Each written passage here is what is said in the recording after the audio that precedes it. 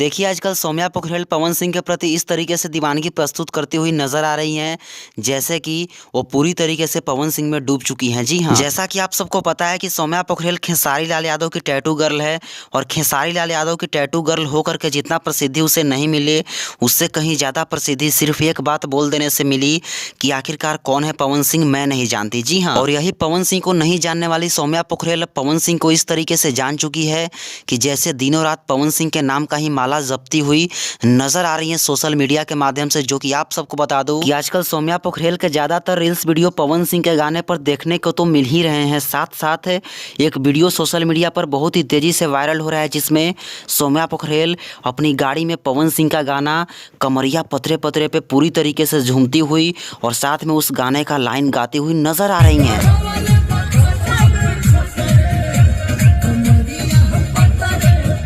जो कि सौम्या पोखरेल का बिहेवियर आजकल सोशल मीडिया पर इस तरीके से नज़र आ रहा है जैसे कि वो अब खेसारी लाल यादव को नहीं जानती है और पवन सिंह में पूरी तरीके से डूब चुकी है। वैसे आप सबको क्या लगता है, क्या पवन सिंह को सौम्या पोखरेल के साथ काम करना चाहिए या फिर नहीं? हमें कमेंट में ज़रूर बताएं और इस वीडियो को लाइक करें, सभी जगह शेयर करें ताकि सबको यह जानकारी मिल जाए। तो चलिए, धन्यवाद।